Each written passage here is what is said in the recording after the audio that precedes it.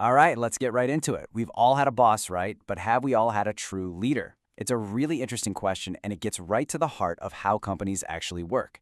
Today, we're going to unpack that whole puzzle. And this really hits the nail on the head. We tend to lump these two things together, but they are fundamentally different. A manager can tell you what to do, but a leader inspires you to actually want to do it. Big difference. And that's the million-dollar question we're tackling. Figuring this out isn't just some business school exercise. No, it's absolutely crucial for your own career, whether you're trying to become a leader yourself or just trying to understand the person you work for every day. So, to really get this, let's start with what I like to call the art of leadership. Forget about corporate charts for a second and think of it as a personal quality, an individual spark. And there's no better way to see this than through one person's incredible story. Meet Kat Cole. Just look at this career path. It is anything but typical. She starts as a hostess at 17. 2 years later at 19, she's in Australia, opening the company's first international spot, and she'd never even been on a plane. By 26, she's a VP, and then boom, 2010, she becomes president of Cinnabon. This isn't just climbing a ladder. This is somebody constantly seeing and grabbing opportunities way outside of her official job title. So you might be asking, where did this all come from? Well, there's this great story from early in her career when the kitchen staff just walked out. She wasn't a cook, had no reason to get involved, but she jumped in anyway. And her reason? It wasn't because her boss told her to. She said, "I did it because I was curious to see if I could do it." That's it, right there. That is the spark of leadership. It's about seeing a problem and taking initiative. It's proactive, not reactive. And that story gets to the heart of what leadership really is. It's not a title on a business card, it's a set of behaviors. It's about motivating people, inspiring them, and influencing them to move in a certain direction. Kat Cole was doing that long before her title ever caught up. You can see the difference really clearly when you break it down like this. Management is all about handling complexity. Planning things out, organizing the details, controlling the process. It's about making sure the trains run on time. Leadership is about dealing with change. It's about setting a direction, getting everyone on the same page, and inspiring them to push forward. One is about process, the other is all about people. So how do they actually do this? Well, it all comes down to power. A manager, they typically lean on these top 3 forms of power that the company gives them: their formal position, the ability to give rewards, and yes, sometimes the threat of punishment. But a true leader, they draw their strength from the bottom 2. Referent power, which is when people follow you because they believe in you, and expert power, when they follow you because they trust what you know. Kat Cole had that referent and expert power way before she had any official legitimate power. But here's the thing, that individual spark, that incredible leadership potential, it can only go so far on its own. It needs the right environment to flourish. So what happens when the environment, the whole system, is broken? Okay, let's pivot now from the art of one person to the science of managing thousands. Let's talk about the power of the system.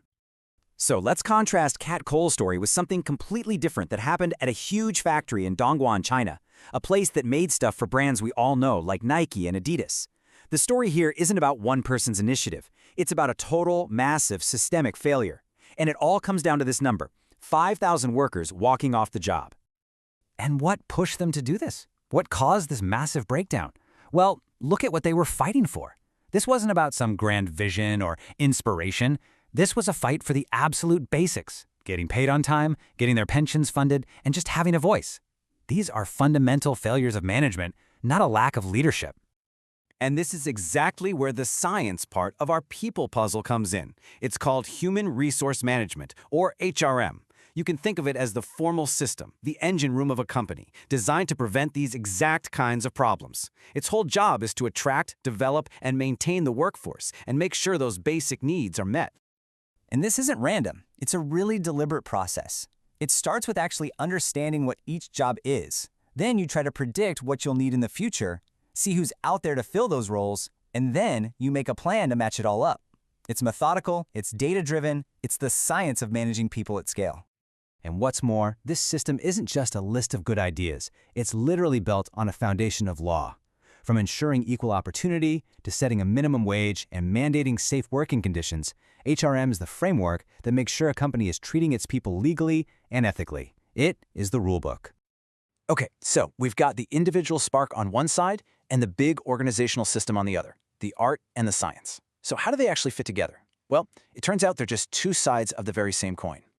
And the concept that bridges these two worlds is this idea of human capital. It's a term that recognizes that your people aren't just costs, they are an investment. The system, HRM, is how you structure and protect that investment. And the leader's the one who makes that investment actually grow by motivating and inspiring the people inside that structure. And that brings us to the single most important takeaway of this whole thing.